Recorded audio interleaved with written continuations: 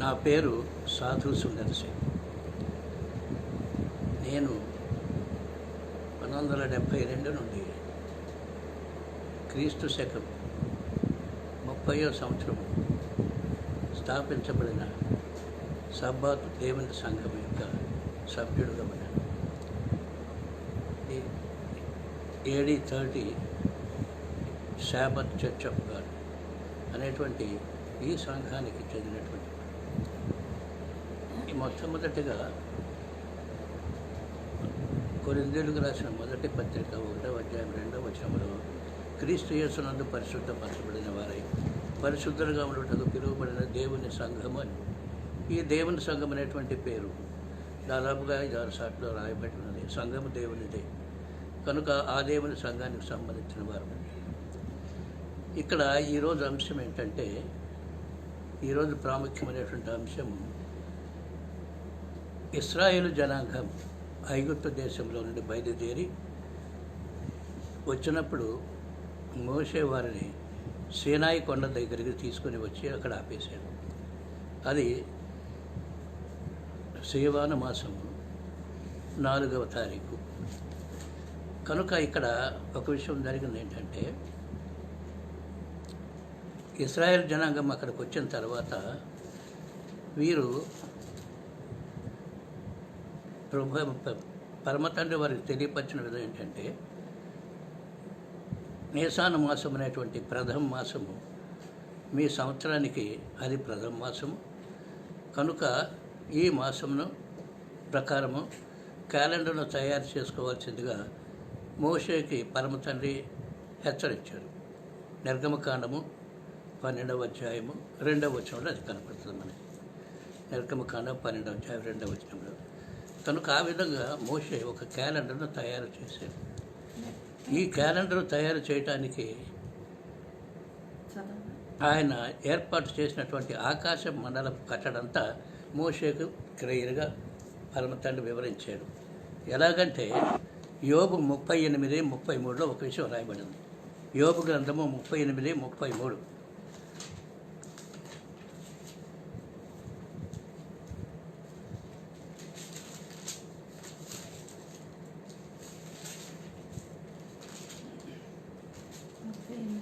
ముప్పై 38వ అధ్యాయము 33వ వచనం.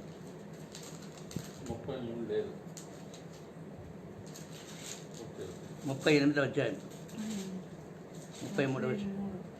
ఆకాశ మండలపు కట్టడలను నీవు ఎరుగుదువా అంటే దేవుడు ఆకాశ మండలంలో కొన్ని కట్టడలు ఆయన ఏర్పాటు చేశాడు. అవి ఏంటనేటువంటి విషయాన్ని మనం ఇక్కడ కొంచెం చూస్తాం. ఇర్మియా 31:35. ఇర్మియా 31:35. పగటి వెలుగుకై సూర్యుని రాత్రి వెలుగుకై చంద్ర నక్షత్రములను నియమించాడు ఆయన. పగటికేమో వెలిగించడానికి సూర్యుని, రాత్రి వెలిగించడానికి చంద్ర నక్షత్రాలను ఆయన ఏర్పాటు చేశాడు. కనుక తర్వాత ఆదికాండము 1:14. ఆదికాండము 1:14. దేవుడు పగటిని రాత్రిని వేరుపరచినట్లు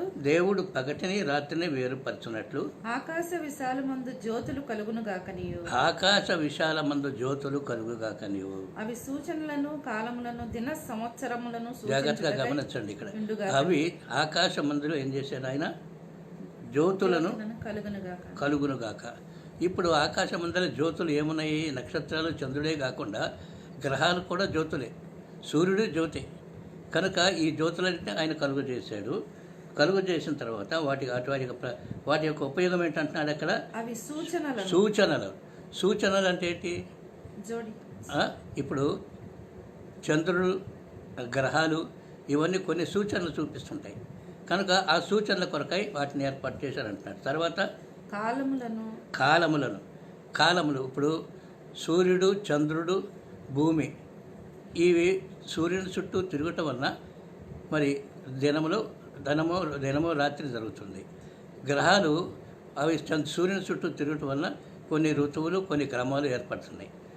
తర్వాత దినములను సంవత్సరములను సూచించుటకై ఉండుగా దినాలు సంవత్సరాలు కనుక క్యాలెండర్లో ఉండేటువంటి దినాలు, క్యాలెండర్లో ఉండేటువంటి సంవత్సరాలు ఈ జ్యోతులను బట్టి, ఈ గ్రహ స్థితిని బట్టి, ఈ నక్షత్రాల స్థితిని బట్టి జరుగుతున్నాయి అనేటువంటి విషయం ఇక్కడ బయలుపడుతుంది. ఆ తర్వాత కీర్తన 104:19 కీర్తన గ్రంథము 104 అధ్యాయము 19 వచనం. ఋతువులను తెలుపుటకై ఋతువులు అంటే మనకు 4 ఋతువులు 5 ఋతువులు ఉన్నాయి కదా.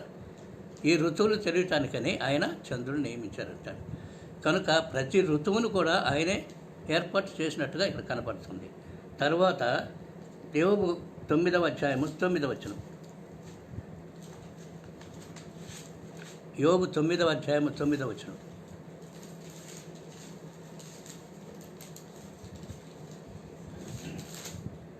ఆయన స్వాతి మృగశీర్షము కృత్తిక అను వాటిని దక్షిణ నక్షత్ర రాసులను చేసినవాడు. ఆయన స్వాతి మృగశీర్షిక కృత్తిక అను దక్షిణ నక్షత్ర రాసులను చేసాడు. కనుక ఈ పేర్లన్నీ మనం చూసినప్పుడు ఏం కనపడుతున్నాయి? నక్షత్రాలు. ఈ నక్షత్రాల పేర్లు, ఈ నక్షత్ర పేర్లన్నీ కూడా ఆయనే పెట్టాడని చెప్పి రాయబడి ఉంది ఇక్కడ. కనుక ఆయన మళ్ళీ ఒకసారి చదవండి వచనం. స్వాతి మృగశీర్షము. స్వాతి అనేటే నక్షత్రం ప్రథమ నక్షత్రం, అది మృగశీర్షిక నక్షత్రం, కృత్తిక నక్షత్రం అనువాటిని. అదే కాకుండా మొత్తం 27 నక్షత్రాలు ఉన్నాయి. ఈ 27 నక్షత్రాలను ఆయనే సృష్టించి వాటన్నిటికీ ఆయనే పేర్లు పెట్టాడని రాయబడి ఉంది. తర్వాత యోబు 9:9 చదివాం కదా. ఇప్పుడు 38 దాంట్లో కూడా ఉంది. తర్వాత కీర్తన గ్రంథం 147:4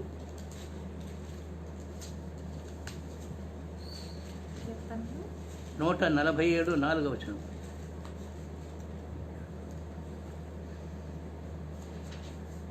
నక్షత్రముల సంఖ్యను ఆయన నియమించి ఉన్నాడు, వాటికన్నిటికీ పేర్లు పెట్టుచున్నాడు. చూడు, 27 నక్షత్రాలు ఉన్నాయి. 27 నక్షత్రాలు ఆయన నియమించాడు, వాటన్నిటికీ పేర్లు పెట్టాడని చెప్తున్నాడు అక్కడ క్లియర్గా. వాటన్నిటికీ ఆయనే పేర్లు పెట్టాడు, చూసారా. తర్వాత యోబు 38:31 యోబు 38:31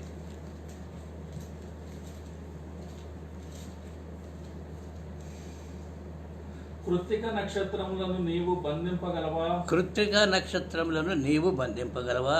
మృగశీర్షకు కట్లను విప్పగలవా? మృగశీర్షిక నక్షత్రం యొక్క కట్లను నీవు విప్పగలవా? వాటి కాలములలో నక్షత్ర రాసులను వచ్చినట్లు చేయగలవా? నక్షత్ర రాసులు వచ్చినట్లు చేయగలవు. చూసారా. సప్తర్షి నక్షత్రములను వాటి ఉపనక్షత్రములను నీవు నడిపింపగలవా? సప్తర్షి నక్షత్రములను వాటి ఉపనక్షత్రములను నీవు నడిపింపగలవా? ఆకాశ మండలపు కట్టడం నీ విరుగులువా? ఇలా ఉన్నాయని ఆయన తెలియపరుస్తున్నాడు, చూసారా. కనుక వాటి ఈ యొక్క నక్షత్రాలని అన్నిటిని గురించి ఆయన చెప్తూ స్వాతి, మృగశీర్షిక, తర్వాత కృత్తిక అను వాటిని దక్షిణ నక్షత్ర రాసులు ఆయనే చేసి వాటికి పేర్లు పెట్టాడు. పైగా కృత్తిక నక్షత్రం నీవు బంధింపగలవా? మృగశీర్షిక కట్లు నీవు తెంపగలవా?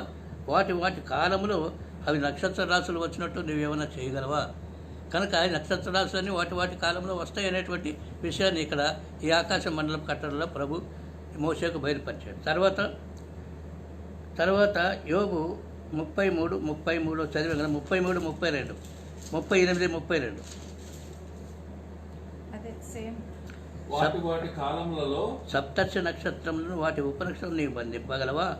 తర్వాత 33 వచనం 38:33 ఆకాశ మండలపు కట్టడలను నీవు ఎరుగుదువా?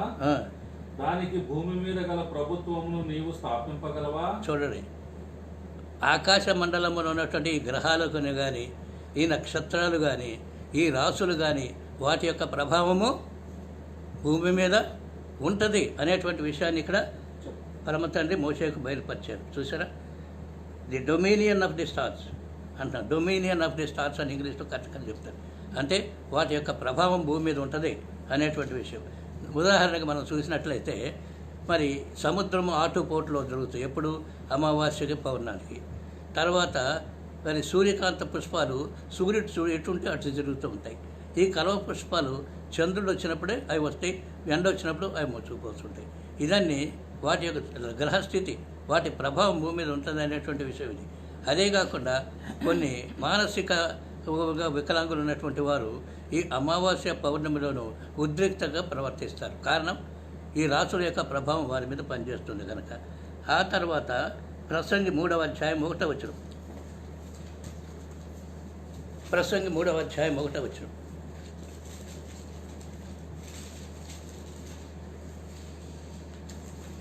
ప్రతిదానికి సమయం కలదు. ఇప్పుడు ఈ రాసులకు కానీ, నక్షత్రాలకు కానీ, జ్యోతులకు కానీ, చంద్రుడికి కానీ, సూర్యుడికి కానీ, ఈ గ్రహాలకు కానీ ప్రతిదానికి సమయం ఉంది. ఆకాశం క్రింద ప్రతి ప్రయత్నమునకు సమయము కలదు. కనుక ఇక్కడ మరి 12వ వచనం చదువు. 11, 12 వచనాలు. దేని కాలమందు అది చక్కగా నుండునట్లు సమస్తమును ఆయన నియమించి ఉన్నాడు. కనుక ఇప్పుడు ఏ గ్రహము దాని యొక్క ప్రయాణము దాని యొక్క కరెక్ట్ అయిన ట్రాక్లో నడుస్తుందే కానీ అడ్డగోలుగా పోరు.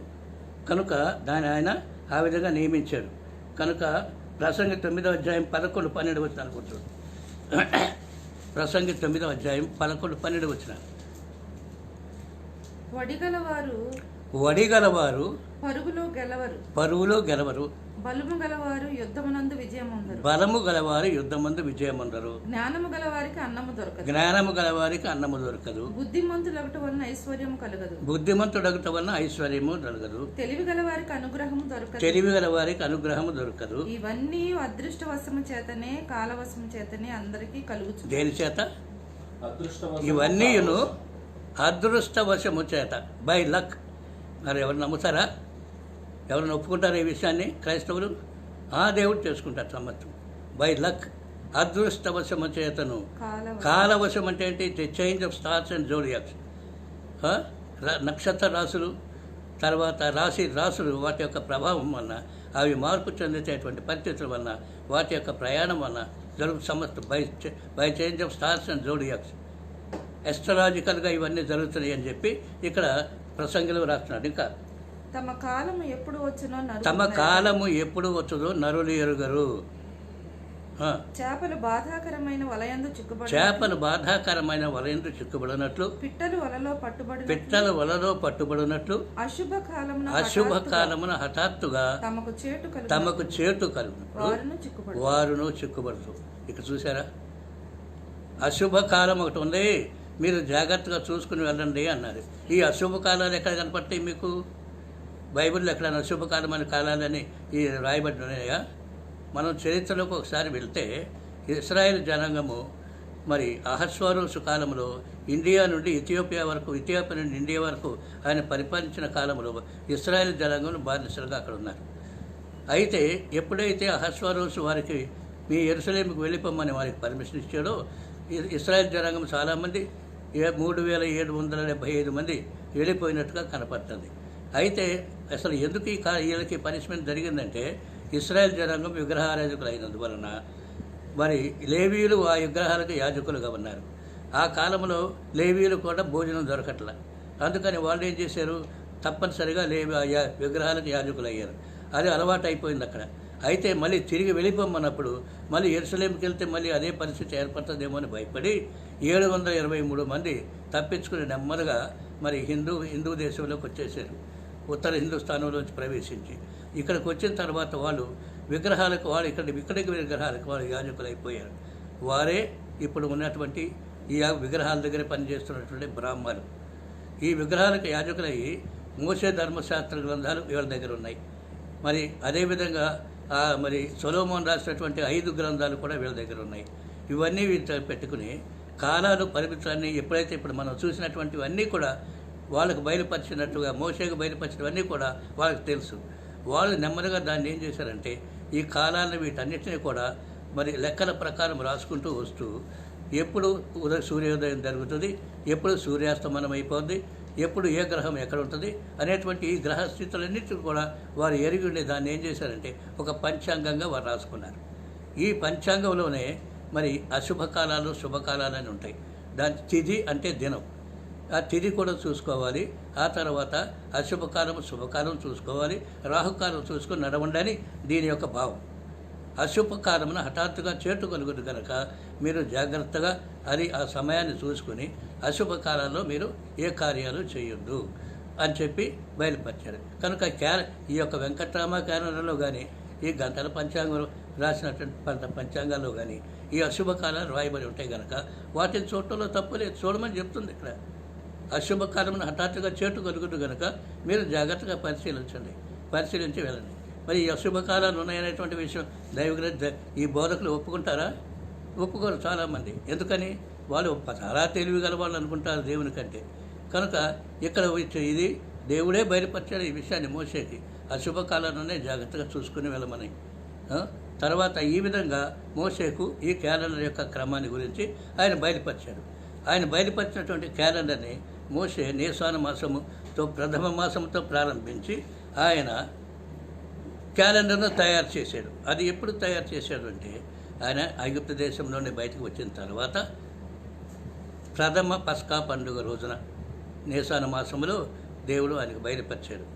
ఈ క్యాలెండరు మరి నిర్గమకాండము 16వ అధ్యాయంలో ఉన్నదనేటువంటి విషయాన్ని నేను ప్రార్థనాపూర్వకంగా ఈ క్యాలెండర్ గురించి తెలుసుకోవాలని ఆలోచపడ్డాను. ఎందుకనంటే యెహోవా నియామక కాలాలు ఆచరించాలంటే ఈ క్యాలెండర్ అవసరం. ఈ క్యాలెండర్లో ఆ తేదీలను బట్టే మరి యెహోవా నియామకాలు రాయబడి ఉన్నాయి.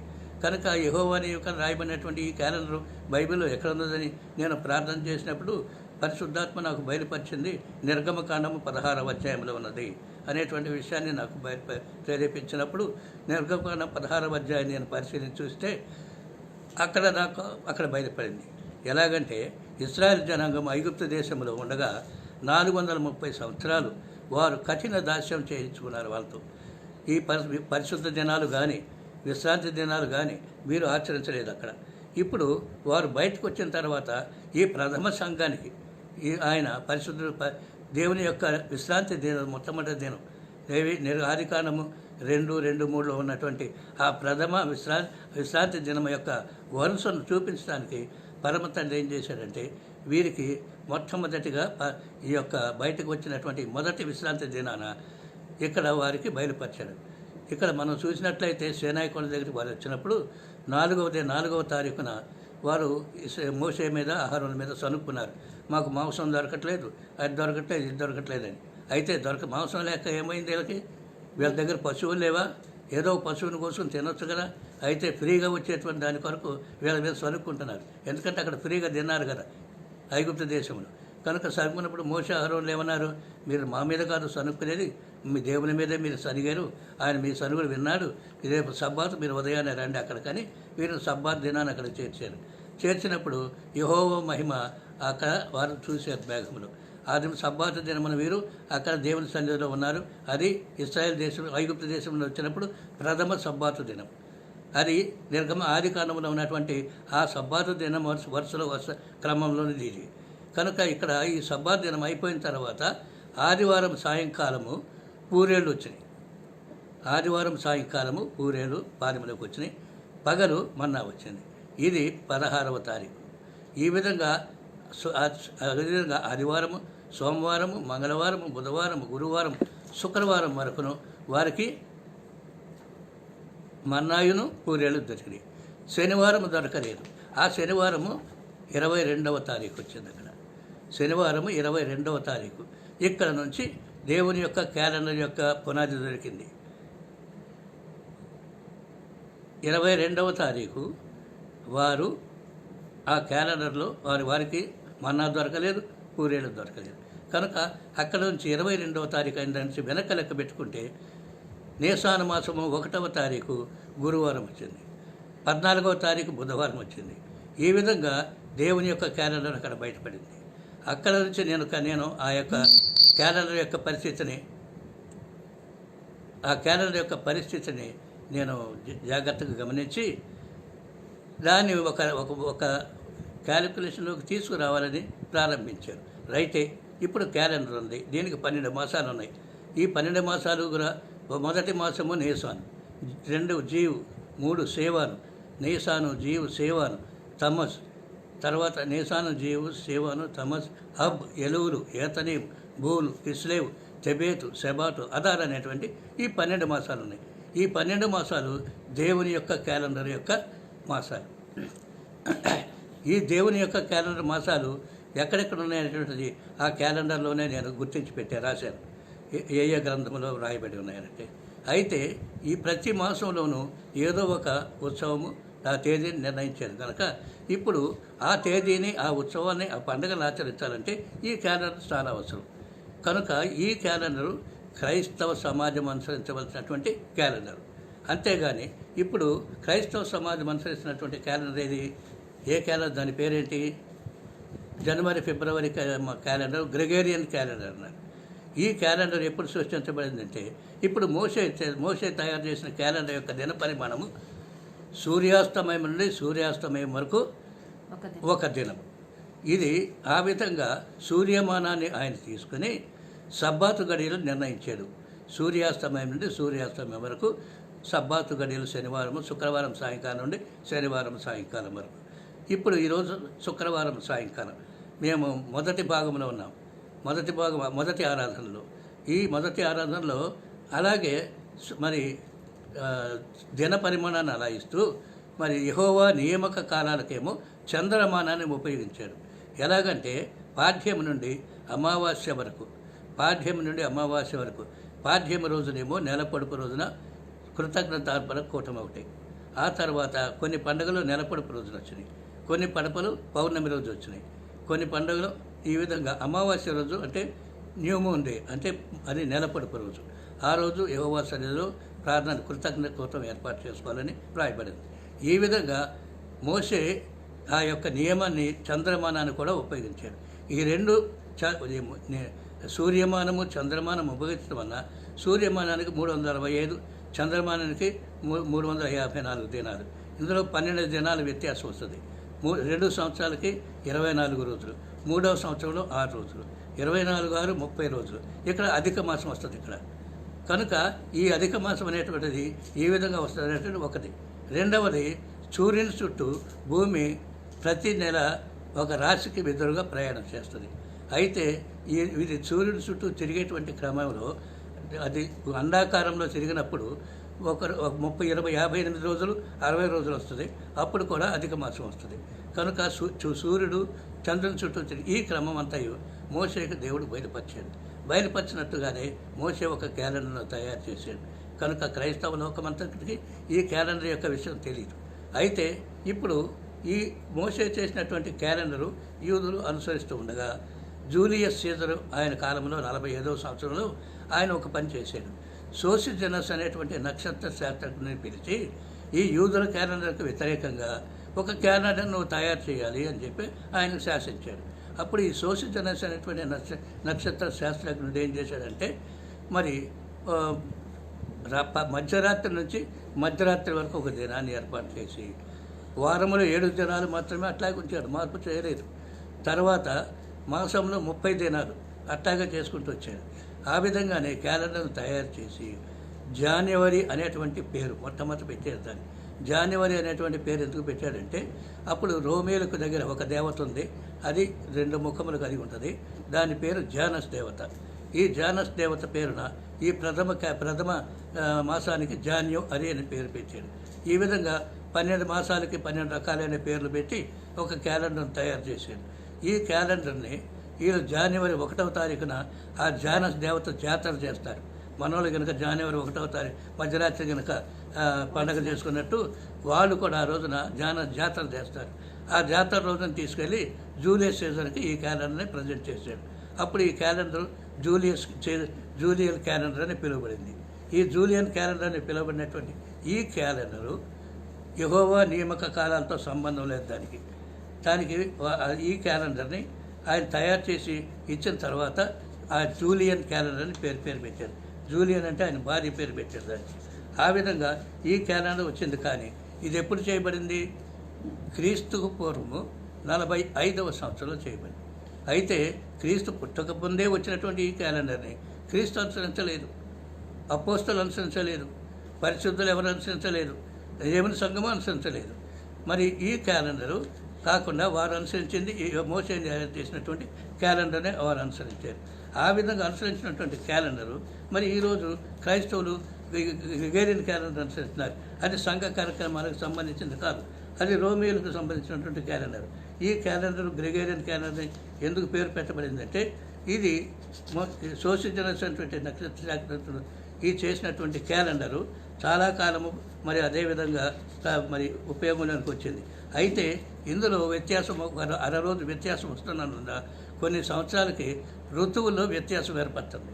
ఎందుకంటే ఈ ఋతువుల్లో వ్యత్యాసం ఏర్పడినప్పుడు ఏం జరుగుతుందంటే క్యాలెండర్లో దినాలు మరి తగ్గించవలసి వచ్చింది. ఈ క్యాలెండర్లో దినాలు తగ్గించి ఋతువుల్లో అడ్జస్ట్ చేయడానికి గాను పోప్ ఆ సమయంలో ఉన్నటువంటి పోప్ గ్రెగేరియను ఆయన ఏం చేశాడంటే 1582లో ఆయన ఏం చేశాడు, 11 దినాలు తీసేసాడు క్యాలెండర్. అది ఆయనకి ఎన్సైక్లోపీడియాలో రాయబడింది. ఈ 11 దినాలు తీసివేసి క్యాలెండర్ తయారు చేశాడు. కనుక అది గ్రెగేరియన్ క్యాలెండర్ అని దాదాపుగా 1582 నుంచి పిలువబడింది. ఈ గ్రెగేరియన్ క్యాలెండరు అది క్రైస్తవ సమాజానికి సంబంధించింది కాదు. అది Gregorian calendar Roman calendar Julius Caesar తయారు చేయించినటువంటి క్యాలెండర్ యొక్క స్వరూపం. ఈ క్యాలెండర్ని మనం క్రైస్తవ సంఘాల్లో ఎందుకు అనుసరించాలి? ఇది బిజినెస్ సంబంధమైనటువంటి క్యాలెండర్గా ప్రపంచం అంతా అనుసరిస్తుంది. దాదాపుగా 19th సెంచరీ వరకు కూడా మరి రష్యా దీన్ని అనుసరించలేదు. తర్వాత ఇంగ్లాండ్ దేశం కూడా దీన్ని 1752 వరకు అనుసరించలేదు. 1552లో ఇంగ్లాండ్ దేశం కూడా ఒక 10 దినాలు తగ్గించి ఋతువులు మరి అడ్జస్ట్ చేసి అక్కడ నుంచి ఈ క్యాలెండర్ అనుసరించారు. కనుక ఇది క్యాలెండర్ యొక్క చరిత్ర. ఈ క్యాలెండర్ యొక్క చరిత్ర అనేటువంటి దాన్ని నేను ఒక పుస్తకంగా ఈ క్యాలెండర్ చరిత్రను రాశాను. ఈ క్యాలెండర్ చరిత్ర అనేటువంటి పుస్తకం మీరు క్యాలెండర్తో జాగ్రత్తగా పరిశీలిస్తే ఎలా వచ్చింది ఈ బైబిల్ క్యాలెండర్ అనేటువంటి విషయం ఈ పుస్తకంలో కనపడుతుంది. కనుక ఈ పుస్తకం కావాల్సిన వారు నాకు ఫోన్ చేసి తెలుసుకోవచ్చు. తర్వాత ఇంకొక విషయం ఏంటంటే యెహోవా మోషేతో చెప్పినటువంటి ఈ నియమాలన్నిటినీ మనము లేవీ కాండంలో ఉన్నటువంటి పండుగలన్నీ కూడా ఈ క్యాలెండర్లో నియమితమైనవి. ఇది ఈ సంవత్సరం క్యాలెండర్. ఈ సంవత్సరం క్యాలెండర్ ఇది కొంతమందికి పంపడం జరిగింది. అయితే ఇప్పుడు కరోనా వచ్చిన ప్రాబ్లం వల్ల, లాక్డౌన్ వల్ల పోస్టల్ డిపార్ట్మెంట్ పనిచేయట్లేదు కనుక ఈ క్యాలెండర్ అందరికీ పంపడానికి వీలు లేకుండా పోయింది. కనుక ఎవరైనా తీసుకోవాలని తెచ్చిన వారు ఈ క్యాలెండర్ కొరకు మీరు రాయొచ్చు, మేము పంపిస్తానికి వీలవుతుంది. కనుక ఇంకొక విషయం ఏంటంటే ఇందులో 4 పుస్తకాలు ఉన్నాయి. ఈ సంవత్సరం పొందించిన చాలా ప్రశస్తమైనటువంటి పుస్తకాలు, చాలా విలువైనటువంటివి, అనేక విషయాలు అందులో తెలుసుకోవడానికి వీలవుతుంది. తర్వాత ఈ క్యాలెండర్ కూడా ఈ సంవత్సరం ఉపయోగపడుతుంది మీ పండుగలు అనుసరించడానికి వీటన్నిటికి. కనుక వీటన్నిటి కొరకు మీరు కావాల్సింటే మేము రిజిస్టర్ పోస్ట్లో పంపుతాం కనుక వీటికి అయ్యేటువంటి ఖర్చులు మీరే పెట్టుకోవాల్సి ఉంటుంది. కనుక ఈ విషయం ముందుగానే మీకు తెలియపరుస్తున్నాను. కనుక నా నంబర్ మీకు తెలుసు కనుక దాంట్లో మీ నంబర్ మీ యొక్క అడ్రస్ ఇచ్చినట్లయితే మీరు దానికి అయ్యేటువంటి ఖర్చు మీరు చెప్తాను. దానికి మీరు బ్యాంక్ అకౌంట్కి పంపిస్తే రిజిస్టర్ పోస్ట్లో పంపుతాం. ఎందుకంటే మిస్ అవుతాయి, అది మిస్ అవ్వకుండా మీకు కరెక్ట్గా అందుతాయి కనుక మేము రిజిస్టర్ పోస్ట్లోనే పంపుతాం ఖర్చు అయినప్పటికీ. కనుక దయచేసి మీరు ఈ విషయాన్ని ఇప్పుడు నేను తెలియపరిచిన విషయాలంటే నేను జాగ్రత్తగా పరిశోధించి ఈ క్యాలెండర్ యొక్క ఉపయోగం ఏంటనేటువంటిది ఆ పుస్తకంలో ఉన్నది కనుక మీరు తెలుసుకోగలుగుతారు. ఆదాము నుండి క్రీస్తు వచ్చేంతవరకు లెక్కలు కట్టాం. ఆ లెక్కల ప్రకారం చూస్తే ఇది 6003వ సంవత్సరం కింద జరిగింది. కనుక ఇది క్యాలెండర్ చరిత్ర. ఇప్పుడు ఇందులోనే మరి యెహోవా నియామక కాలాన్ని మరి ఒకసారి పరిశీలిద్దాం. యెహోవా నియామక కాలాన్ని లేవీ కాండము 23వ అధ్యాయంలోకి వెళ్దాం. మనం లేవీ కాండము 23వ అధ్యాయం మొదటి నుంచి 1వ వచనంతో చదువుకుంటూ వద్దాం. మరియు యెహోవా మోషేకు ఇలాగ సెలవిచ్చాడు, నీవు ఇశ్రాయేలీయులతో ఇట్లను. ఇక్కడ ఒక మాట వినండి. ఇశ్రాయేలీయులతో చెప్పాడు కనుక ఇవి మనకు కాదనేటువంటి బోధలు చేస్తారు పెద్దలు. ఇశ్రాయేలీయులతో చెప్పితే ఇక మనకు కాదు అని చెప్తున్నారు. అయితే ఇక్కడ ఏమిటంటే మరి మనము ఎవరిని ప్రభు అయిన యేసుక్రీస్తుని అంగీకరిస్తే అబ్రహాము వారసీకులమైనామని గలతీయులకు రాసిన పత్రికలో 2:29-30 రాయబడింది. అబ్రహామును మనం అంగీకరిస్తే, క్రీస్తు యేసును విశ్వసిస్తే మనం అబ్రహాము వారసీకులము, అంటే ఇశ్రాయేలీయులము, మనం ఆత్మీయ ఇశ్రాయేలీయులము. కనుక మోషే అహరోనులు ఇశ్రాయేల్తో చెప్పమన్నప్పుడు మనము ఆత్మీయ ఇశ్రాయేలుగా మనం ఉన్నాం ఇందులో ఈ యొక్క భాగంలో. తర్వాత మీరు చాటింపవలసిన యెహోవా మీరు నియామక చాటింపవలసిన యెహోవా నియామక కాలములు ఇవే. ఈ కాలముల యందు ఈ కాలముల యందు మీరు పరిశుద్ధ సంఘములుగా మీరు పరిశుద్ధ సంఘములుగా కూడవలెను. నా నియామక కాలములు ఇవి. నా నియామక కాలములు ఇవి. 6 దినములను పని చేయవలెను. 6 దినములు మీరు మీ పని చేసుకోవాలి. వారం 7వ దినము విశ్రాంతి దినము. వారం 7వ దినము విశ్రాంతి దినము. అది పరిశుద్ధ సంఘపు దినము. నిన్న చెప్పాము దీని గురించి. పరిశుద్ధ సంఘం అంటే భూమి మీద ఏదన్నా ఉంటే అది అనుసరించవలసిన దినము ఆరాధన దినము 7వ దినమైన శనివారం. కనుక పరిశుద్ధ సంఘపు దినము, పరిశుద్ధ సంఘము దీన్ని ఆచరించాలి. అది యెహోవా నియమించినటువంటి నియమం. అయితే ఈ యెహోవా నియమించిన దినాన్ని సాతాను రాజుల సహాయంతో ఏం చేసింది? మార్పు చేసిందని 320లో కాన్స్టంటైన్ చక్రవర్తి ఏం చేశాడు తెలుసు కదా. కాన్స్టంటైన్ చక్రవర్తి ఏం చేశాడు? ఆయన మహోన్నతుని విరోధంగా మహోన్నతుని భక్తులను నలుగుతూ పండుగ కాలములను న్యాయ పద్ధతిని మార్చాడు అన్నాడు. న్యాయ పద్ధతిని ఎలా మార్చాడు? శనివారం ఆరాధన దినాన్ని తీసివేసి ఆదివారం ఆరాధన దినాన్ని ప్రవేశపెట్టాడు. 450లో విశ్రాంతి దినాన్ని బెదిరించి ఆచరించేటువంటి వారిని హింసించాడు. 450లో విశ్రాంతి దినాన్ని ఆచరించిన వారికి మరణదండను శాసనం చేశారు. ఈ విషయాలన్నీ నేను ఆ గ్రంథంలో ఆ కవర్ పేజీలో ముద్రించారు, ఏమేం చేశారనేటువంటి. అది మీరు జాగ్రత్తగా పరిశీలన చూసుకోవచ్చు. కనుక ఆ విధంగా దేవుని నియమించినటువంటి విశ్రాంతి దినాన్ని వాళ్ళు ఆదివారానికి మార్చేశారు. ఈరోజు ఒప్పుకుంటున్నారు వాళ్ళే, రోమన్ కేథలికులు బిషపులు మేమే మార్చాం.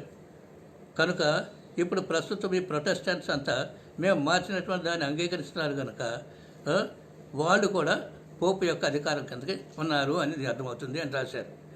కనుక ఏంటంటే ఈ విశ్రాంతి దినము మార్చేసి ఆదివారాన్ని ప్రవేశపెట్టాడు.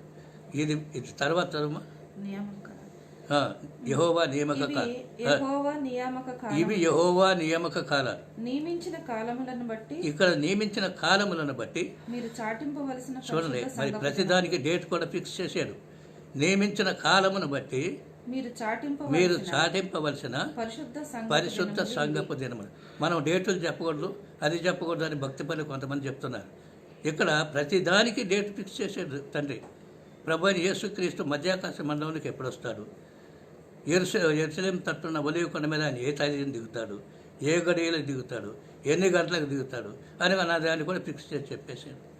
యేసుక్రీస్తు ఎప్పుడు పుట్టాడు, ఏ సమయంలో పుట్టాడు, ఆయన మొదటి రాకడ ఎప్పుడు జరిగింది అనేటువంటి దానికి డేట్ కూడా ఫిక్స్ చేసి పెట్టేశారు అక్కడ. మరి డేట్లు చెప్పకూడదు అంటున్నారు కదా. మరి డేట్లు ఉన్నాయటువంటి విషయం ఇది బయలుపరుస్తుంది. కనుక అవి తెలుసుకోవాలంటే ఆత్మీయ జ్ఞానం అవసరం, లోక జ్ఞానం కాదు. గ్రంథాలకు చదివిన జ్ఞానం పనికిరాదు, ఇక్కడ దైవ జ్ఞానం కావాలి. కనుక ఈ విధంగా ఆ డేట్లు ఫిక్స్ చేశారు. చదవండి 5-6 వచనాలు.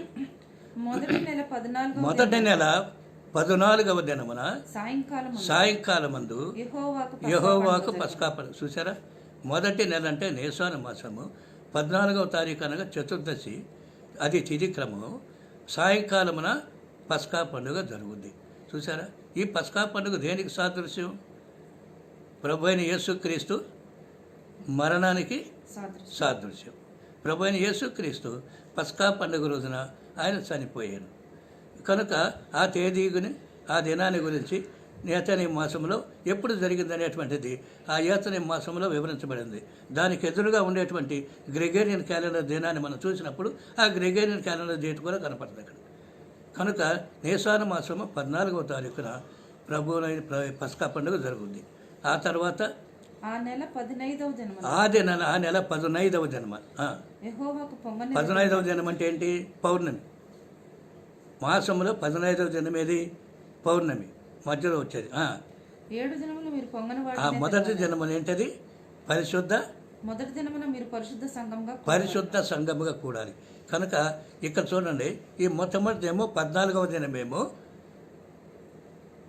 పస్కా పండుగ దినం, 15వ దినమేమో పులియని రొట్టెల పండుగ విశ్రాంతి దినము.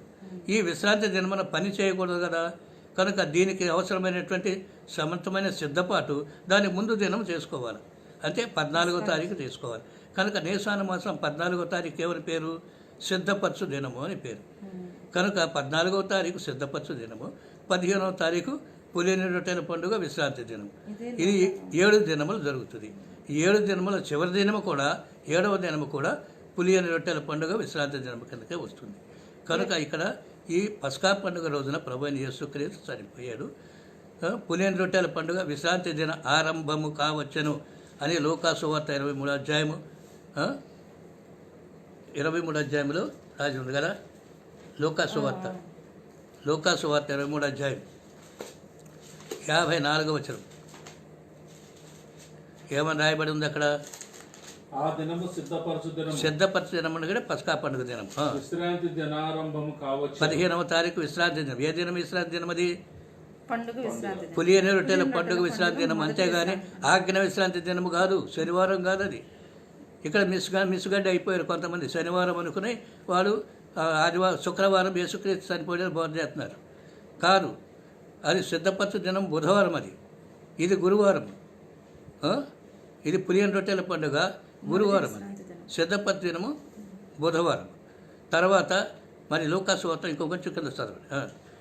అప్పుడు గలిలయ నుండి అది వదిలేసి నెక్స్ట్ వేసిన 7 దినములు మీరు 7వ దినమున పరిశుద్ధ సంఘంగా కూడవలను, అందులో మీరు జీవనోపాధైన పని చేయకూడదు.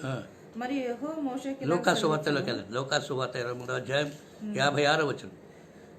తిరిగి వెళ్ళి సుగంధ ద్రవ్యాలు పరిమళ తైలాలు సిద్ధపరచుకున్నారు స్త్రీలు. ఎప్పుడది? వాళ్ళు శుక్రవారం. ఎందుకని? దాని తర్వాత దినం ఏ దినము? ఆజ్ఞ చొప్పున వారు విశ్రాంతిలో ఉన్నారు. ఏదేది? శనివారం. అది నిర్గమకాండము 20వ అధ్యాయం 8 నుంచి 11 వరకు ఉన్నటువంటి ఆజ్ఞ విశ్రాంతి దినం. ఈ ఆజ్ఞ విశ్రాంతి దినాన వాళ్ళు తీరిగ్గా ఉన్నారు. దాని ముందు దినము సిద్ధపరచున్నారు. ఏంటవి? పరిమళ తైలాలు, సుగంధ ద్రవ్యాలు సిద్ధపరచుకున్నారు. ఈ 4 వచనాల్లో 2 సిద్ధపరచు దినాలు, 2 విశ్రాంతి దినాలు ఉన్నాయి. ఒకటేమో పులియని రొట్టెల పండుగ విశ్రాంతి దినం, రెండవదేమో ఆజ్ఞ విశ్రాంతి దినం. ఒకటేమో సిద్ధపరచు దినము పస్కా పండుగ దినము, రెండవదేమో సుగంధ ద్రవ్యాలు పరిమళ సిద్ధపరచు దినం శుక్రవారం. ఆజ్ఞ చొప్పున విశ్రాంతి దినము తీరిగ్గా ఉన్నారు. అది శనివారం. శుక్రవారం సుగంధ ద్రవ్యాలు సిద్ధపరచుకున్నారు. అది శుక్రవారం. దానికి ముందు దినము గురువారము పులియని రొట్టెల పండుగ విశ్రాంతి దినము. దానికి ముందు దినము సిద్ధపరచు దినము బుధవారము. సిద్ధపరచు దినం బుధవారము ప్రభు అయిన యేసుక్రీస్తు శిలువ మీద చనిపోయాడు అని ఈ గ్రంథం బయలుపరుస్తుంది. మరి గుడ్ ఫ్రైడే రోజు చచ్చిపోయాడని చెప్తున్నారు కదా. మరి గుడ్ ఫ్రైడే రోజు చచ్చిపోయాడా? లేదు కదా. ఈ 4 వచనాలు ఎందుకు పరిశీలించలేకపోతున్నారు? అబద్ధంలో నమ్మేటువంటి ఆత్మ వాళ్ళకి అనుగ్రహించారు, సత్యంలో నమ్మనటువంటి వారు. ఇక్కడ సత్యం ఏమిటో ఇక్కడ ఈ 4 వచనాల్లో బయలుపరచబడి ఉంది. కనుక ఈ 4 వచనాల్లో బయలుపరిచినటువంటి విషయాన్ని జాగ్రత్తగా పరిశీలించినట్లయితే ప్రభు అయిన యేసుక్రీస్తు బుధవారం చనిపోయాడు, గురువారం సమాధిలో ఉన్నాడు, శుక్రవారం సమాధిలో ఉన్నాడు, శనివారము సమాధిలో 5:30 వరకు ఉండి ఆయన పునరుత్థానుడు అయ్యాడు, సశరీరంతో బయటకు వచ్చాడు. ఎలాగంటే బుధవారం సాయంకాలం సూర్యాస్తమయం ఇంకా 6:30 అవుతుంది యెరూషలేములో. దానికి గంట ముందు 5:30 ప్రభు అయిన యేసుక్రీస్తుని సమాధిలో పెట్టారు. ఆ తర్వాత రాత్రి ప్రారంభమైంది. గంట తర్వాత అంటే గురువారం రాత్రి సమాధిలో ఉన్నాడు, గురువారం పగలు సమాధిలో ఉన్నాడు, శుక్రవారం రాత్రి సమాధిలో ఉన్నాడు, శుక్రవారం పగలు సమాధిలో ఉన్నాడు, శనివారం రాత్రి పగలు సమాధిలో ఉన్నాడు, శనివారం పగలు 5:30 ఆయన సశరీరుగా బయటకు వచ్చేసాడు. కనుక ఆయన పునరుత్థానమైనదేమో శనివారం, ఆయన మరణించినదేమో బుధవారం. చూసారా? ఈ యొక్క 4 వచనాల్లో కూడా దేవుని యొక్క మర్మము అది బయలుపరచబడి ఉన్నది. సాతాను ఏం చేసింది? సర్వలోకాన్ని మోసం చేయటానికి ఇది కంప్లీట్గా ఫాల్స్ గాస్పెల్, అపవిత్రమైనటువంటి తప్పుడు గాస్పెల్ని ప్రపంచంలోకి తీసుకొచ్చింది. జాగ్రత్తగా మీరు గమనించండి. పరమ తండ్రి సాతానికి 6000 సంవత్సరాల టైం ఇచ్చాడు భూమి మీద. ఈ లోకరాజ్యాలన్నీ నావే, నేను ఆదాము దగ్గర నుంచి లాగేసుకున్నాను, నువ్వు నాకు తాత్తంగా నమస్కారం చేస్తే నేను నీకు ఇచ్చేస్తానని ప్రభు అయిన యేసుక్రీస్తుని క్రీస్తు యొక్క 26వ సంవత్సరంలో కొండ మీదకి తీసుకెళ్ళి చెప్పింది. అప్పుడు ఆయన ఏం చెప్పాడు? తోసివేశాడు. ఆ తర్వాత 320 సంవత్సరాలు వెయిట్ చేసింది. రోమన్ చక్రవర్తులకు ఇచ్చిన తర్వాత వారి చేత దేవుని యొక్క క్రమాలన్నిటినీ పోపులతో ఏకమై మార్పించేసింది. ఈ 6000 సంవత్సరాలు సాతాను సర్వ క్రైస్తవ లోకాన్ని మోసం చేస్తూనే పోతుంది. దానికి అందుకనే చెప్తారు ప్రకటన గ్రంథము 6వ అధ్యాయం మొదటి 2 వచనాలు, విల్లు పట్టుకొని ఉన్నటువంటి ఆ గుర్రం మీద కూర్చున్నటువంటి ఆ సంఘ అధినేత అపవిత్రమైనటువంటి పాపభూయిష్టమైనటువంటి వాక్య విరుద్ధమైనటువంటి భ్రష్టత్వాన్ని ప్రచారం చేసినటువంటి వ్యక్తి. సాతాను ఆ విధంగా 6000 సంవత్సరాలు చేసుకో మనుషులను మోసపరచుకోమని దేవుడు చెప్పేశాడు. 7,000 సంవత్సరంలో మాత్రం ఇక మనుషులను మోసపరచకుండా దాన్ని అగాధములో బంధించి వేస్తానని చెప్పి ప్రకటన గ్రంథము 20వ అధ్యాయం మొదటి 2 వచనాలు రాయబడింది. ఇక మనుషులను మోసం చేయదు ఆ 1000 సంవత్సరాలు అయిపోయింది. దానికి టైం 6,000 సంవత్సరాలు. ఇప్పుడు ఈ 6,000 సంవత్సరాలు సాతాను సర్వలోక క్రైస్తవుని ఏ విధంగా చేస్తుంది? సత్యమును నమ్మనీయకుండా అబద్ధమును నమ్మేటువంటి జనాలకి, నమ్మేటువంటి మనసు వారికి ఇస్తుంది. తర్వాత గుడ్డితనాన్ని కలుగు చేస్తుంది. కానీ తర్వాత దురద చెవులు గలవారై ఏం చేస్తున్నారు? వీళ్ళు వారికి అనుకూలమైనటువంటి బోధకులు ఏర్పాటు చేసుకుంటున్నారు. అంతేగాని సత్యము చెవి ఎక్కడ ఉన్నదో అనే విషయం ఎరగరు వీళ్ళు. గుడ్డి గొర్రెల్లాగా వెళ్ళిపోతారు ఆయా సంఘాలకి వెళ్ళి నిత్య నాశనానికి పోయేటువంటి మార్గంలోనే ప్రయాణిస్తున్నారని దైవ గ్రంథం చెప్తుంది. The true gospel is not proclaimed in these days, the false gospel is going. ఎలాగంటే ఆ దేవుని యొక్క నిజమైనటువంటి సువార్త ప్రకటించబట్టలేదు, దేవుని ఆజ్ఞలతో పని లేదని చెప్తున్నారు. రోమీలకు రాసిన పత్రిక 2వ అధ్యాయం 23వ వచనం.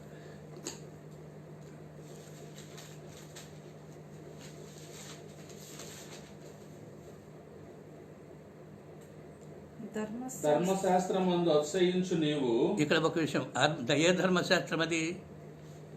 ఆజ్ఞల ధర్మశాస్త్రమందు అపత్తించు నీవు అని చదవాలి అక్కడ. నీవు ధర్మశాస్త్రము మీరుట వలన, ఆజ్ఞల ధర్మశాస్త్రమును మీరుట వలన దేవుని అవమానపరచదవా? దేవుని అవమానపరచడం అంట. చూసారా? ఆజ్ఞల ధర్మశాస్త్రం మీరటం ఏంటంటే అది దేవుని అవమానపరచటం. ఇక్కడ నేను నిన్న చెప్పాను మీకు, రోమీలు రాసిన పత్రికలో 4 మాటలకు ఒకే పదాన్ని ఉపయోగించారు తర్జుమాకర్తలు. మోషే ధర్మశాస్త్రానికి ధర్మశాస్త్రమని, తర్వాత దేవుని ఆజ్ఞల ధర్మశాస్త్రానికి ధర్మశాస్త్రమని, తర్వాత గుడార కర్మకాండకు ధర్మశాస్త్రమని, సున్నతి అనే కార్యక్రమానికి ధర్మశాస్త్రమని. ఈ 4ంటికి ఒకే పదాన్ని ఉపయోగించినందువల్ల ఏది ధర్మశాస్త్రము, ఏ ధర్మశాస్త్రం నివారణ చేయబడింది అనేటువంటి విషయము బోధకులకు మరుగు చేయబడింది. కనుక ఇక్కడ తర్జుమాకర్తలు చేసిన ఈ పొరపాటును జాగ్రత్తగా గమనించి మీరు చదవాలి. చూడండి, రోమీలకు రాసిన పత్రిక 2వ అధ్యాయం 11వ వచనం చూడండి. దేవునికి పక్షపాతం లేదు, దేవునికి పక్షపాతం లేదు. ధర్మశాస్త్రం అక్కడ మీరు జాగ్రత్తగా చదవాలి. అంటే ఇక్కడ ఏ ధర్మశాస్త్రం అది? ఆజ్ఞల ధర్మశాస్త్రము లేక పాపము చేసిన వారందరూ అని చదవాలి. మనం కలుపుకోవాలి. అది తర్జుమాకర్తలు తీసేశారు అది. కనుక ఇక్కడ మనం ఏమని కలపాలా? ఆజ్ఞల ధర్మశాస్త్రము లేక పాపము చేసిన వారందరూ ఆజ్ఞల ధర్మశాస్త్రం లేకయే నశించిపోతారు.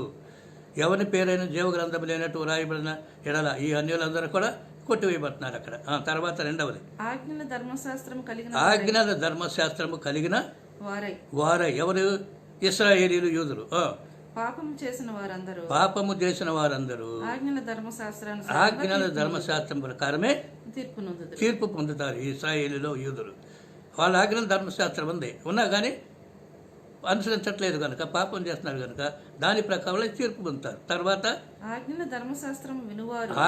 ధర్మశాస్త్రం ఈరోజు అందరూ వింటున్నారు. అన్ని సంఘాల్లో చదువుతుంటారు, అన్ని సంఘాల్లో మాట్లాడుతుంటారు. వినువారు దేవుని దృష్టికి నీతిమంతులు కారు, వింటున్నంత మాత్రం. ఆజ్ఞల ధర్మశాస్త్రము అనుసరించి ప్రవర్తించువారు నీతిమంతులుగా ఎంతమంది. జాగ్రత్తలు ఉండి ఇక్కడ ఆజ్ఞల ధర్మశాస్త్రం అనుసరించాలి కదా అని చెప్తున్నాడు కదా. ఆజ్ఞల ధర్మశాస్త్రము అనుసరించు ప్రవర్తించు వారే నీతిమంతులుగా ఎంతమంది. తర్వాత ఆజ్ఞల ధర్మశాస్త్రం లేని అన్యజనులు. ఇప్పుడు ఆజ్ఞల ధర్మశాస్త్రం లేదు కొంతమంది అన్యజనులకి. ఇప్పుడు నేను ఇంకో విషయం చెప్తాను. అమాయకులు, విద్య లేనటువంటి వారు, పామరులు, అడవుల్లోనూ కొండల్లోనూ జీవించేటువంటి వాళ్ళకి ఆజ్ఞల ధర్మశాస్త్రం ఉందా? లేదు కదా. వారు ఒక తెగగా ఏర్పడి కొన్ని నియమాలు ఏర్పరచుకుంటారు.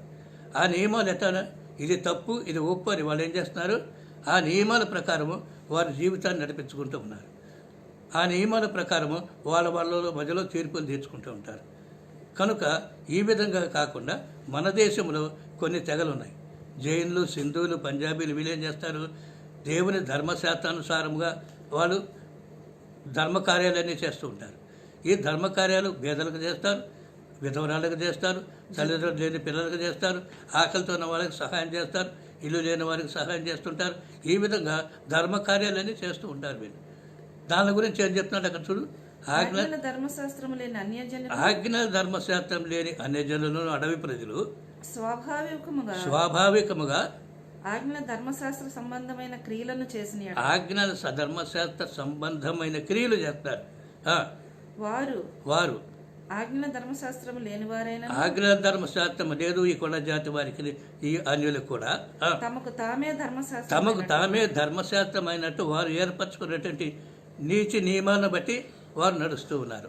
అట్టి వారి మనస్సాక్షి కూడా సాక్ష్యం ఇచ్చుచున్నది. అట్టి వారి మనస్సాక్షి ఏం చెప్తుంది, ఇది తప్పు, ఇది చేయకూడదు, ఇది ఒప్పు, ఇది చేయవచ్చు. ఈ క్రమంలో మనం జీవించాలి అని నేర్పే తర్వాత వారి తలంపులు ఒకదాని మీద ఒకటి తప్పు మోపు, వారి తలంపులు ఇది తప్పు ఇది ఒప్పు అని మోపుతున్నాను లేక తప్పు లేదని చెప్పుచుండగను ఆజ్ఞల ధర్మశాస్త్రము తమ హృదయముల మీద రాయబడిన ఆజ్ఞల ధర్మశాస్త్రము వారి హృదయముల మీద రాయబడినట్లు కనపడుతున్నది. చూసారా? హెబ్రీయులకు రాసిన పత్రిక 8వ అధ్యాయం దీన్ని ఒకసారి 8-9 వచనాలు ఏం రాస్తున్నాడు ఒకసారి సార్. అయితే ఆయన ఆక్షేపించి వారితో ఇలాగ చెప్పుచున్నాడు, ప్రభు ఇట్లా నేను ఇదిగో ఒక కాలం వచ్చుచున్నది, అప్పటిలో ఇశ్రాయేలు ఇంటి వారితోను యూదా ఇంటి వారితోను నేను క్రొత్త నిబంధన చేస్తాను. అది నేను ఐగుప్తులో దేశంలో నుండి వారిని ఐగుప్తు దేశంలో నుండి వీరి పితరులను వెలుపలికి రప్పించినప్పుడు వారిని చెయ్యి పట్టుకుని తీసుకొచ్చిన దినమున వారితో నేను చేసిన నిబంధన నిర్గమకాండము 28వ అధ్యాయం 1-8 వరకు అక్కడ ఒక నిబంధన చేశాడు. అటువంటి నిబంధన కాదు ఇది. ఏమనగా వారు నా నిబంధనలో నిలవలేదు. వారేం చేశారు, నిబంధనలో నిలవలేదు కనుక 40 సంవత్సరాల ఎడారిలో తిప్పి వారు చనిపోయేంత వరకు తిప్పాడు. నిబంధన నిలవలేదు కనుక నేను వారిని అలక్ష్యం చేసి వారి కానాన్లో ప్రవేశించనీయకుండా చేశాను. ప్రభు చెప్పుచున్నాడు, ఆ దినములైన తర్వాత ఇశ్రాయేలు ఇంటి వారితో అంటే మనతో కూడా మనం యేసుక్రీస్తును అంగీకరించినట్టు ఇశ్రాయేలీయులు నేను చేయబోవు నిబంధన ఇదే. వారి మనస్సులో నా ధర్మ విధులను మన మనస్సులో ఏం చెప్తారు ఆయన, ఏ ధర్మ విధులు? మోసే చేసినటువంటి సూక్తుల కాదు, గుడార కర్మకాండ కాదు. అవి ఏ రాస్తాడు ఆయన? సత్యమైనటువంటి ఆజ్ఞలు మన హృదయాల మీద రాస్తాడు. వారి హృదయముల మీద వాటిని వ్రాయితుడు. నేను వారికి దేవుడిన ఎందును. ఇప్పుడు ఎవరి మీద రాశారు ఈ హృదయం మీద? ఎవరైతే ఆయనకు లోబడి జీవిస్తారో వారి హృదయాల మీద రాయబడుతుంది. ఎవరి హృదయం మీద రాయబడిందో వాళ్ళు అనుసరిస్తారు. రాయినటువంటి వారు ఏం చేస్తారు? అనుసరించరు.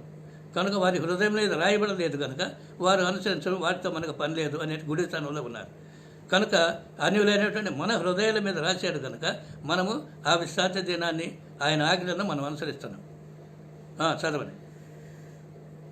వారి మనసులో వారి హృదయముల మీద వాటి రాయదును, నేను వారికి దేవుడినయందును. అప్పుడు వారికి దేవుడినయందును. నిర్గమకాండం 31 వచనంలో విశ్రాంతి దినం మీకును నాకును ఎల్లప్పుడూ గుర్తై ఉంటుంది. ఇక రాసేసాడు ఆయన, స్టాంప్ వేసి పెట్టేశాడు. కనుక అది ఎల్లప్పుడూ ఆయనకు గుర్తై ఉంటుంది. నేను మిమ్మల్ని పరిశుద్ధపరిచి యెహోవా నేనే అని తెలుసుకున్నట్లు అది మీకును మాకును గుర్తై ఉన్నది అన్నాడు. కనుక ఆ విధంగా దేవుని యొక్క ఆజ్ఞలు హృదయం మీద రాస్తానన్నాడు. కనుక ఈ విధంగా దేవుని యొక్క ఆజ్ఞలు వారి హృదయాల మీద రాయబడినట్టు వారు ఏం చేస్తారు, అన్యులు లేనప్పటికీ కూడా నీతి క్రియలను అనుసరిస్తున్నారు అని చెప్తున్నాడు అక్కడ. చూసారా? కనుక ఇక్కడ ఏంటంటే దేవుని యొక్క నియమములు అనుసరించవలసిన అవసరం ఉన్నది అనేటువంటి తెలియపడుతున్నాడు. ఇక్కడ అదే అయిపోయింది. తర్వాత 3వ పండుగ ఏంటి? పెంతెకోస్తు పండుగ. ఈ పండగలకన్నిటికీ డేట్లు పెట్టాడు, కానీ పెంతెకోస్తు పండుగ డేట్లు పెట్టలేదు. అది వారముల పండగ, అది వారముల పండగ.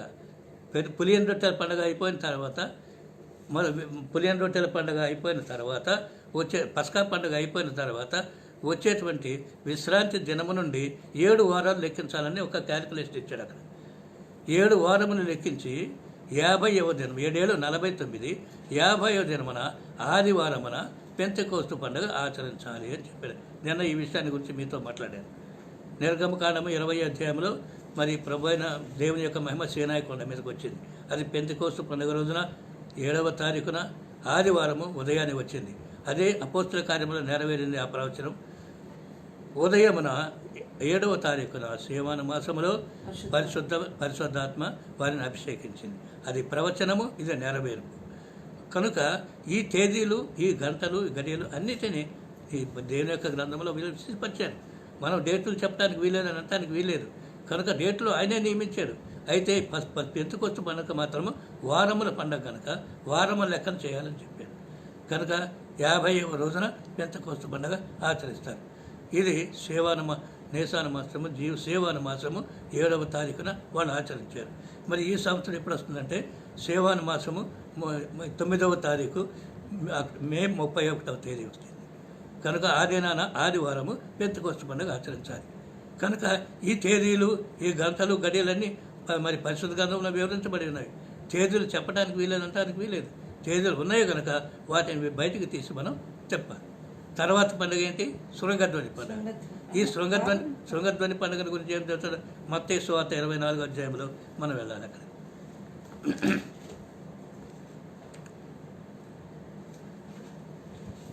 మత్తయి సువార్త 24వ అధ్యాయం, 24వ అధ్యాయంలో 30వ వచనంలో మనకు ఒకటి కనపడుతుంది. అప్పుడు మనుష్య కుమారుని సూచన ఆకాశమందు కనబడింది. ఇది ఒక భాగం. ఇది మనుష్య కుమారుని సూచన ఆకాశమందు కనబడింది. ఎందుకని? మనుష్య కుమారుడు ఇప్పుడు తండ్రి కుడి పార్శ్వమున ఉన్నాడు, భూమి మీదకి రాడు. ఆయన శతసాక్షిని వెంటబెట్టుకొని ఏతనేం అనేటువంటి 1వ తారీఖున, అంటే ఆశ్వీజ పాడ్యమి అని తెలుగు క్యాలెండర్, అది గ్రెగేరియన్ క్యాలెండర్లో అక్టోబర్ మాసంలో వచ్చేటువంటిది. నెల పొడుపు రోజున వస్తాడని తేదీ ఫిక్స్ చేశాడు. అక్కడ హతసాక్షులు వెంటబెట్టుకొని ఆయన మధ్యాకాశ మండలంలోకి వచ్చి తన దూతలను పంపినప్పుడు ఆ బోర శబ్దంతో సమాధులు ఉన్నటువంటి ఆదాము దగ్గర నుంచి అంతవరకు ఉన్న పరిశుద్ధులు అందరూ బయటకు వస్తారు. సజీవులుగా రూపాంతరం చెందుతారు. వీళ్ళందరూ ఏకంగా ప్రభు అయిన యేసుక్రీస్తుని మధ్యాకాశ మండలంలో కలుసుకుంటారు. ఏతనేం 1వ తారీఖున డేట్ ఫిక్స్ చేసాడు, టైం ఫిక్స్ చేసాడు.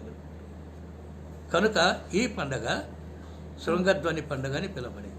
7వ నెలలో మొదటి దినము మీకు విశ్రాంతి దినము. అదే అందులో జ్ఞాపకార్థ శృంగధ్వని వినపడిన శృంగధ్వని అంటే పరిశుద్ధ సంగముగా కూడవలెను. కనుక ఇది పండుగ దినం. దాని తర్వాత వీళ్ళు అక్కడ 10 సంవత్సరాలు ఉంటారని పరిశుద్ధ గ్రంథం బయలుపరుస్తుంది.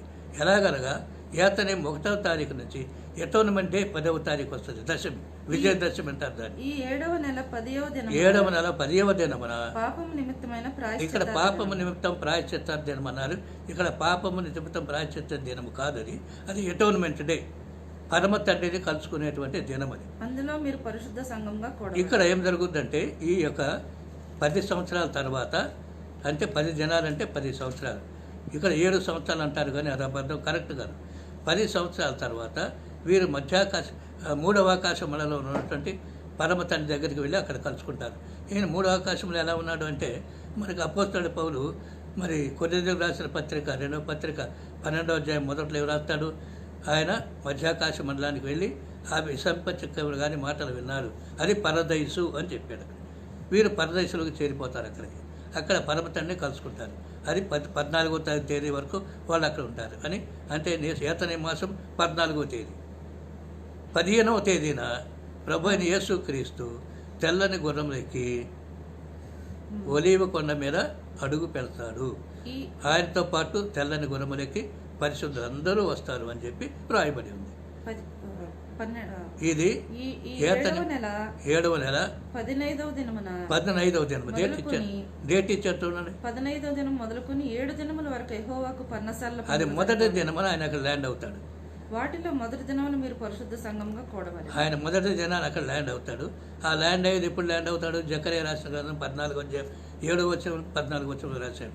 సాయంకాలమున, ఆ పగలు కాదు రాత్రి కాదు, అస్తమయ కాలమున ఆయన అక్కడ ల్యాండ్ అవుతాడు. అంటే సూర్యాస్తమయము 6:30 కనుక 5:25 ఆ ఒలీవ కొండ మీద ల్యాండ్ అవుతాడని టైం అండ్ డేట్ కూడా ఇచ్చేశాడు. చూడండి అక్కడ జకర్యా 14వ అధ్యాయము 7వ వచనము 14వ వచనం. ఆ దినము ప్రత్యేకమైనది, ఆ దినము ప్రత్యేకమైనది, అది పగలు కాదు రాత్రి కాదు, అస్తమయ కాలమున ఆయన అక్కడ ల్యాండ్ అవుతాడు. చూసారా? కనుక డేట్ చెప్తానికి వీలేదంటే అని వీలేదు. ఇక డేట్ చెప్పేశాడు ఆయన, టైం చెప్పేశాడు. ఇప్పుడు అది అతనేమో 15వ తారీఖు అంటే పర్ణశాల పండుగ, అంటే పౌర్ణమి రోజు ఆయన దిగుతాడు. కనుక ఇది ఎప్పుడు వస్తుంది అనేటువంటి గ్రెగోరియన్ క్యాలెండర్ చూస్తే డేట్ తెలుస్తుంది మనకు.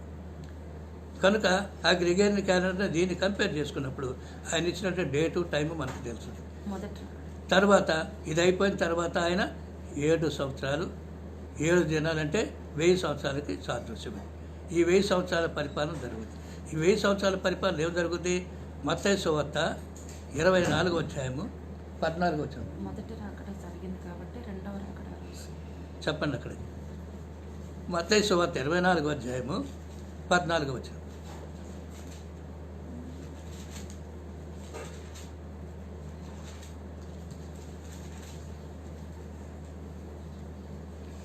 మరియు ఈ రాజ్య సువార్త సకల జనులకు సాక్షార్థమై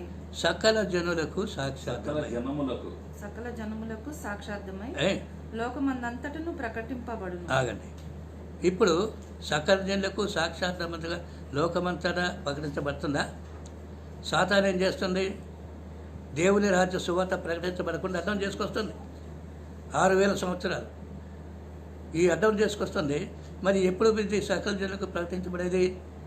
1000 ఏళ్ల పరిపాలన కాలంలో లోకమంతటా ఈ 1000 ఏళ్ల పరిపాలన కాలంలో సాతాను బంధించబడుతుంది కనుక లోకాన్ని అధిక మోసం చేయదు. ఇప్పుడు నిజ సువార్త ప్రకటించబడుతుంది. ఇక్కడ దేవుని యొక్క సువార్త ఏ విధంగా ప్రకటించబడుతుంది అనేటువంటి మనం చూస్తే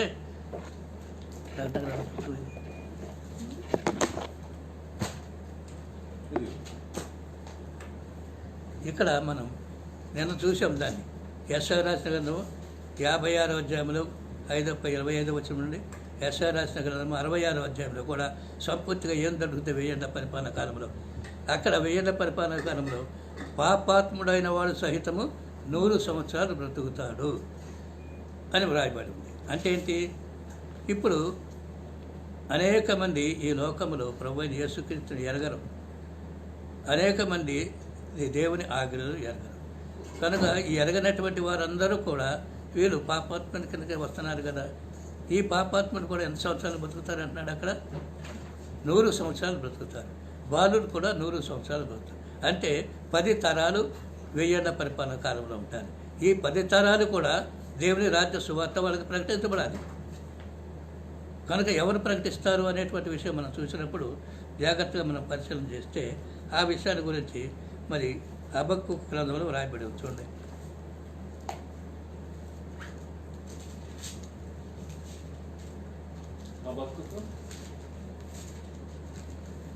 యెషయా 30వ అధ్యాయం 20వ వచనం చదవండి ఒకసారి.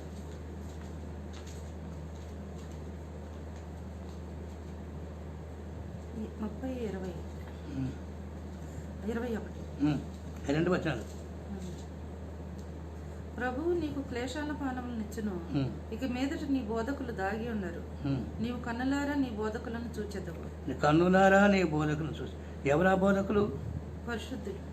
ఇప్పుడు పరిశుద్ధులు ఉన్నారు, ఇక్కడ అపరిశుద్ధులు కూడా ఉన్నారు. ఈ పరిశుద్ధులు ఎవరిని గైడ్ చేస్తారు? అపరిశుద్ధుల్ని దేవుని సువార్త బోధిస్తారు అని చెప్పి తెలబడుతుంది అక్కడ. దాని తర్వాత మీరు కుడి తట్టైనను మీరు అటు ఇటు తిరిగిపోకుండా ఎడమ తట్టైనను తిరిగినను ఇదే త్రోవ, దీనిలో అసలు త్రోవ ఇది, ఇటు నడవండి, ఇది మార్గము జీవానికి పోవటానికి, అటు ఇటు పోకుండా అని చెప్పి వెనక నుంచి గైడ్ చేస్తారు. వెనక నుండి ఒక శబ్దం నీ చెవులకు. అది ఆ విధంగా పరిశుద్ధులు ఏం చేస్తారు? వీళ్ళందరినీ కూడా గైడ్ చేస్తారు. అదేవిధంగా హబక్కూకు కూడా ఒకసారి చూడండి.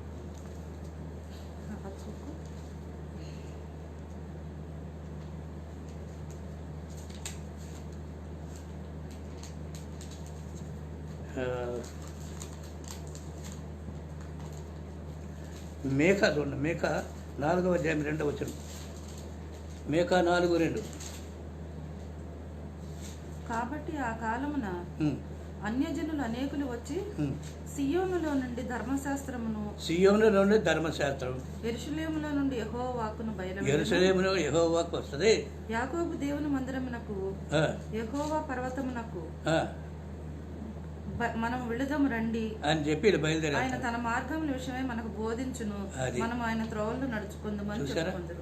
ఇప్పుడు 1000 ఏళ్ల పరిపాలన కాలంలో పరమ తండ్రి మహిమ ఆ దేవాలయంలో ఉంటుంది కనుక అన్యులందరూ ఏం చేస్తారంట, ఆయన దగ్గరికి వెళ్దాం రమ్మని అనుకుంటారు. అలాగే హబక్కుకు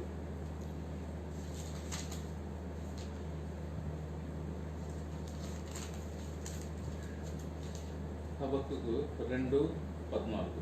చూడండి. ఏలైనగా సముద్రము జలములతో నిండి ఉన్నట్లు భూమి యెహోవా మహత్యమును గూర్చిన జ్ఞానముతో నిండి ఉండును. సముద్రము జలములతో నిండి ఉన్నట్లు భూమి యెహోవాను గూర్చిన జ్ఞానంతో నిండి ఉండును. ఎప్పుడు 1000 ఏళ్ల పరిపాలన కాలంలో. అప్పుడు పరిశుద్ధులందరూ భూమి మీద ఉన్నారు కదా, ఆత్మస్వరూపులంతా. వీళ్ళందరూ కూడా బోధ చేస్తున్నారు అక్కడ. చూసారా? తర్వాత ప్రకటన గ్రంథము 4వ అధ్యాయము 6వ వచనం.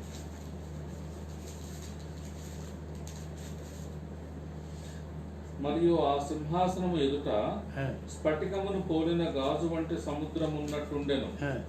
ఆ సింహాసనమునకును మధ్యను సింహాసనము చుట్టూను ముందు వెనుక కనులతో నిండిన 4 జీవులుండెను.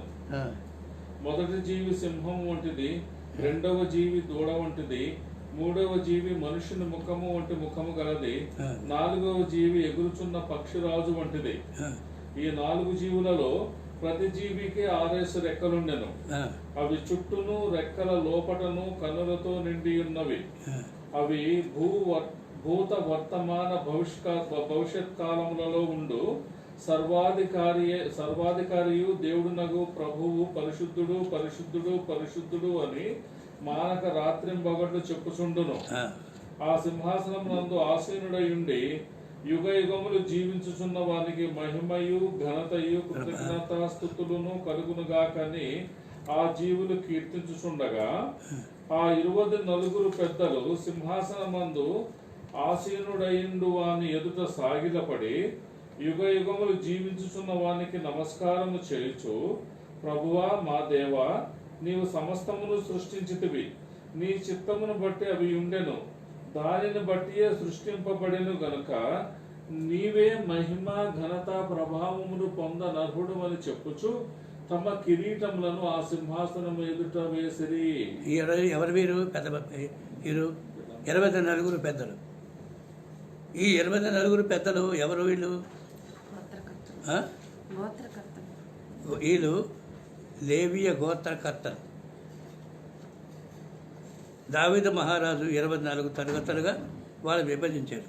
ఈ 24 తరగతులు మొట్టమొదట దేవుడు ఏర్పరచుకున్నటువంటి జకరియా అబియా తరగతి వాడు. అలాగే మన వచ్చిన వాళ్ళందరి గోత్రాలు చూస్తే వాళ్ళు గోత్రకర్తలు వాళ్ళు, అంతేగాని ఈ లేవీయులు కాదు. లేవీయుల పితరులు వాళ్ళు గోత్రకర్తలు 24 అక్కడ ఉన్నారు. ఈ 24 పెద్దల్ని ముందుగానే ఆయన అక్కడ నిర్ణయించుకున్నారు. కనుక ఈ 24 పెద్దలు ఎవరు అనేటువంటి ఒక సందేహం ఈ లోకంలో కొంతమందికి వస్తుంది.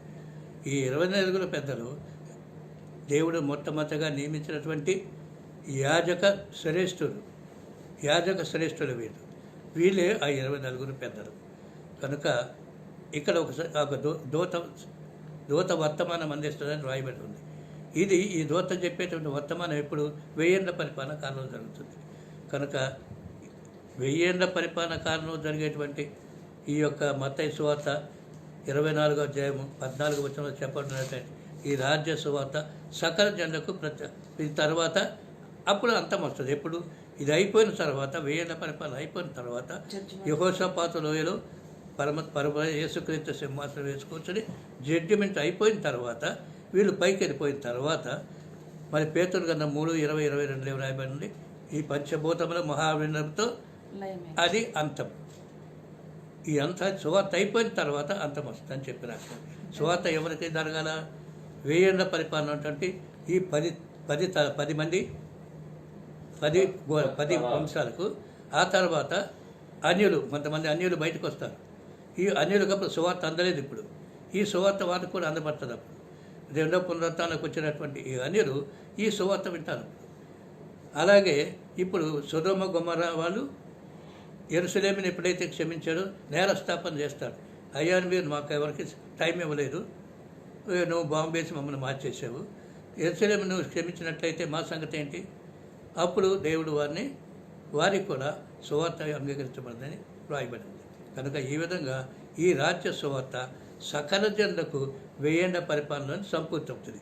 ఇప్పుడు జరగట్లేదు అది. ఇప్పుడు సాతాను 6000 సంవత్సరాలు సర్వ క్రైస్తవ లోకాన్ని మోసం చేసుకుంటూనే వెళ్తుంది. నిజమైన సువార్త ప్రకటించనీయకుండా, దేవుని ఆజ్ఞలను అనుసరించకుండా.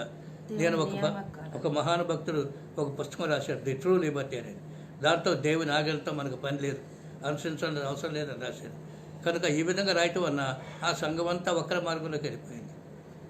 కనుక ఈ విధంగా సాతాను ఏం చేస్తుందంటే సర్వ క్రైస్తవ లోకాన్ని మోసం చేసుకుంటూ వెళ్ళిపోతున్నందు వలన నిజమైన సువార్త ఇప్పుడు ప్రకటించబడట్లేదు. 1000 ఏళ్ల పరిపాలన కాలంలోనే నిజమైన సువార్త ప్రకటించబడి సాతాను బంధించబడి ఇక మనుషులను మోసం చేయదు. కనుక నిజమైన సువార్త ప్రకటించబడుతుంది. కనుక ఈ విధంగా సత్యవాక్యము తర్వాత ఇంకొకటి తర్వాత నియామక కాలాలు ఆఖరిది వ్రతదినం. ఆ వ్రతదినం అనేటువంటిది నియామక కాలాల్లో చివరిది, జడ్జిమెంట్ డే. ఇంకొకటి ఏంటంటే పర్ణశాల పండగ అనేటువంటిది 2 భాగాలు. ఒకటేమో ప్రవచనం యేసుక్రీస్తు పుట్టుక. యేసుక్రీస్తు పుట్టుక ఆయన పర్ణశాల పండుగ రోజున పౌర్ణమి నాడు సాయంకాలము 5:25 జన్మించాడు. అది పగలు కాదు, రాత్రి కాదు. అదేవిధంగా ప్రభు అయిన యేసుక్రీస్తు 2వ రాకడ ఒలీవ కొండ మీద అడుగు పెట్టేది కూడా పగలు కాదు, రాత్రి కాదు, సాయంకాలమున ఆయన చెప్తాడు. ఇది ప్రవచనము పుట్టుక, అది మొదటి రాకడ. ఇది 2వ రాకడ, అది నెరవేర్పు. కనుక ఈ రాకడ ఈయన పుట్టుకల గురించి మరి ఆ ఎపిసోడ్ అంతా మీకు ఇంకోసారి వచ్చే మెసేజ్లో చెప్తాను. ఎందుకంటే ఇప్పుడు టైం అయిపోయినట్టుంది. ఇప్పుడు దాదాపుగా అయిపోయింది. కనుక వచ్చే ఎపిసోడ్లో మరి ఆ విషయాల గురించి మళ్ళీ మాట్లాడతాం. కనుక ప్రార్థన చేస్తున్నాం. చివరిగా యెహోవా నియామక కాలం గురించి అయిపోయింది కదా. లాస్ట్. యెహోవా నియమించిన విశ్రాంతి దినములు కాకయు, మీరు దానములిచ్చు దినములు కాకయు, మీ మొక్కుబడి దినములు కాకయు, మీరు యెహోవాకు స్వేచ్ఛార్పణములు ఇచ్చు దినములు కాకయు, యెహోవాకు హోమద్రవ్యమునేమి దహన బలి ద్రవ్యమునేమి నైవేద్యమునేమి పానీయార్పణమునేమి అర్పించుటకై పరిశుద్ధ సంగపు దినములుగా మీరు చాటింపవలసిన యెహోవా నియామక కాలములు ఇవి. కనుక ఇప్పుడు విన్నటువంటి యెహోవా నియామక కాలాన్ని క్రైస్తవులు నిత్యముగా ఆచరించాలి. ఇవి నిత్య నిబంధనలు అనే 21వ వచనం చివరిలోను, 31వ వచనం చివరిలోను, 41వ చివరిలోను రాయబడి ఉన్నది లేవీకాండంలో. ఇవి నిత్య నిబంధనలు. 1000 ఏళ్ల పరిపాలన కూడా ఇవి ఆచరించబడతాయని రాయబడి ఉంది. జకరియా చివరి అధ్యాయంలో కూడా పర్ణశాల పండుగ అందరూ రావాలని రాయబడి ఉంది.